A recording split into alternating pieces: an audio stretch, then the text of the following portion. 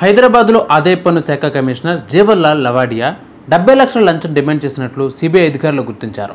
జీవన్లాల్ లవాడియా ఓ private కంపెనీకి లబ్ధి చేకూర్చేందుకు లంచం డిమాండ్ చేసినట్లు అధికారులు విచారణలో తేల్చారు.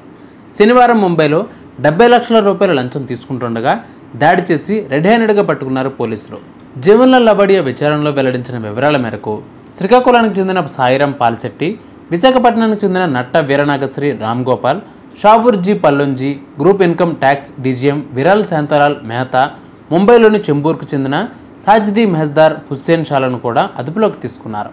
ముంబైలో ఓ మధ్యవర్తి దగ్గర 70 లక్షల లంచం తీసుకుంటూ సిబిఐ అధికారులు రెడ్ హ్యాండెడ్గా పట్టుకున్నారు లవాడియాని. అతన్ని అదుపులోకి తీసుకుని పూర్తి వివరాలను అధికారులు సేకరించారు. అనంతరం సిబిఐ శుక్రవారం కేసు నమోదు చేసి ముంబై, హైదరాబాద్, ఖమ్మం, విశాఖపట్నం, ఢిల్లీలోని 18 ప్రాంతాల్లో సిబిఐ అధికారులు సోదాలు నిర్వహించారు. ఈ సోదాల్లో 70 లక్షల లంచంతో పాటు 69 లక్షల నగదు, కీలక పత్రాలను అధికారులు స్వాధీనం చేసుకున్నారు.